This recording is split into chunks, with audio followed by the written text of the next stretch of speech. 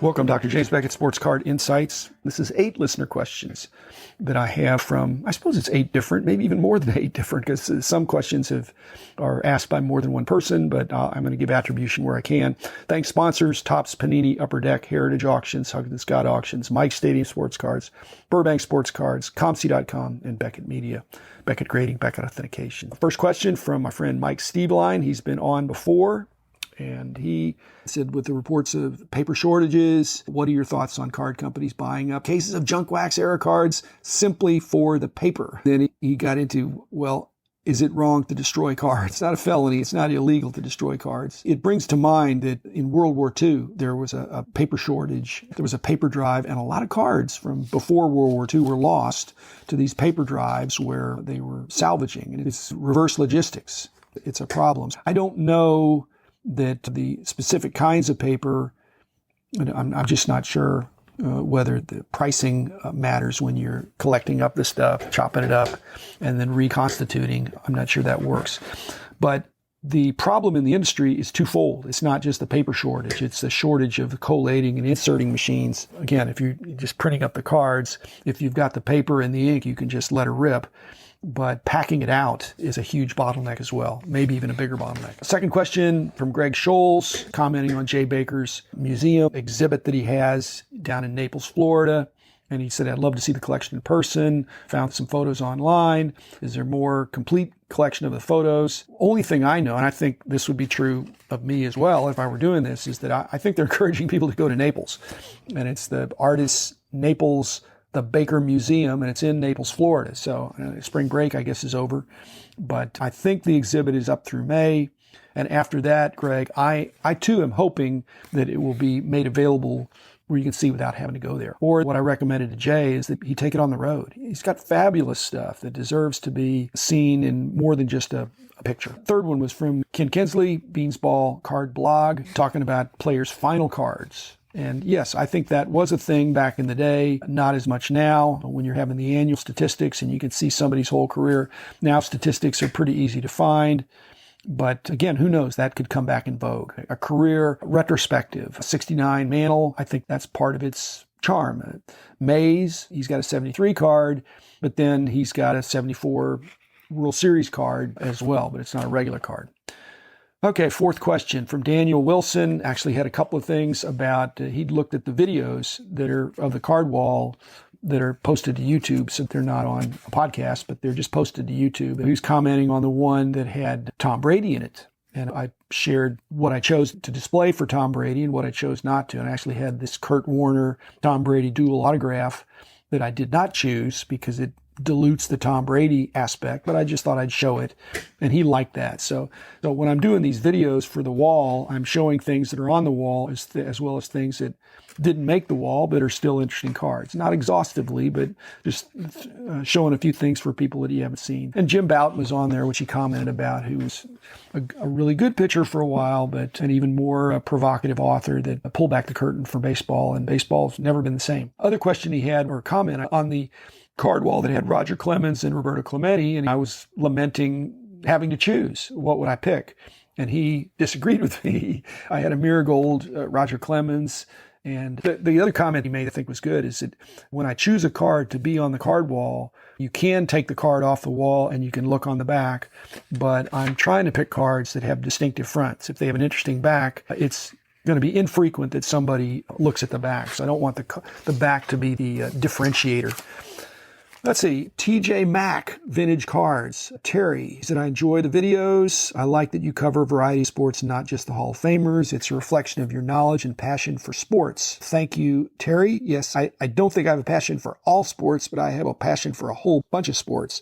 And the sports I have a passion for, in some manner or fashion, I'm going to put them on the wall. But even more so, I have a passion for sports cards. And I think that as I'm encouraging any listener, if you have knowledge about the sport and knowledge about the cards, I just think that's the recipe that I've used, and I would encourage you to use. Learn about the sport, and you maybe already know about the sport, but then learn about the cards that cover the time periods that you're interested in. If I'm going through the 50s, 60s, 70s, 80s, I'm golden. You get to the 90s, still golden. The 2000s, the 2010s, the 2020s, not quite as much, especially in hockey. So I'm going to try to stay in my lane, and yet sometimes something comes up that I find of interest. Okay, let's see. There was a comment, an anonymous comment about gambling. Isn't this gambling? It probably is gambling in some sense, in the sense that there's always some uncertainty, and you're making a bet by buying something that it's worth what you paid or will be worth more or not. Even if you're a collector, you're still betting that you're hoping you'll have this instead of the money over some period of time. But I'm not addressing that as much as I think there's some bad gamblers out there. If it's all gambling to some degree, maybe a benign kind of gambling when you're not gambling your lunch money or your mortgage money, but bad gamblers are people that don't know the odds, that don't count the cost, that don't realize in some of these games the deck is stacked against them. They realize there's always uncertainty and they're looking for an edge. Otherwise, how could there be professional gamblers? Gambling would be a road to ruin. And it's not if you have an edge, if you figured out an angle.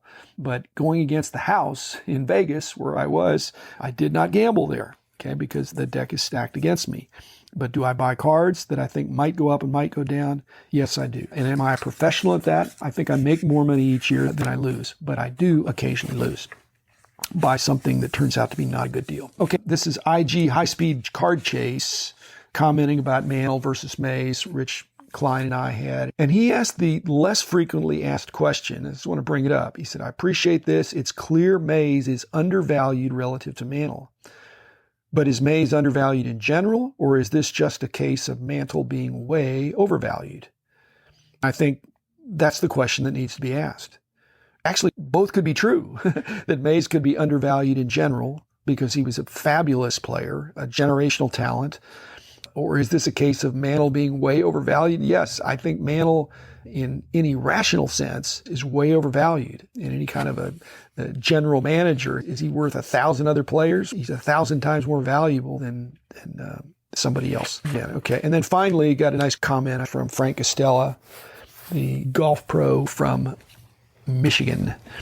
And he said he'd been selling on eBay. This is with respect to my eBay learning experience. He's been selling on eBay since 1999, runs 50 to 75 auction items a week, starting most of them at 99 cents, pretty high sell-through rate, also has a store with another 3,500 cards at fixed price. And he finds that his auctions actually drive people into his store where they buy more. And feels like he can see he's developed a good following of repeat buyers. I'm also getting some repeat buyers. I've chosen not to have a store at this time, and I'm actually not doing individual cards. I'm only doing groups of cards. So I'm doing lots. And I did try an auction. Frank, thanks for the suggestion, but my auction was not successful as I sold a lot. And at the very last minute, it was sniped or whatever at 99 cents. I had a 99 cent minimum. And so I basically sold the cards for essentially free because I probably undercharged on the postage as well, which is also factored in. No harm, no foul. Again, this is a learning experience. No foul any, but harm is it cost me on learning experience. I'm getting some repeat business, and I can see that. But I think what's driving that, as I can see now, is the feedback that I'm getting that has specific comments that there's decent value in the lots and that I'm a quick shipper. And I think then people want to buy more. And the other thing I didn't do that I thought would be obvious is I wasn't putting in there that if you buy more than one lot, I will attempt to combine packaging and postage to save them some money. I thought that'd be obvious, but I guess not. And I had one guy that had 3 lots, and he sent me, and he paid for each of the 3 individually. And before I knew it, I thought, this is not fair. I'm going to send them all tomorrow, 3 different packages, and I could combine them into one slightly bigger box, and either I could pocket the money or I could get it back to him. I did what I thought was the right thing, which was to give it back to this guy who, now maybe again, when you're selling player lots and things like that, some people, they don't care how good a deal it is if it's not their player. If you have another guy, they're not just buying 2 or 3 different players because it sounds like a good deal. I'm looking for people that collect Jose Canseco. And if there's 100 assorted Jose Cansecos, do they want to pick up 100 Mark McGuires just to save on the postage?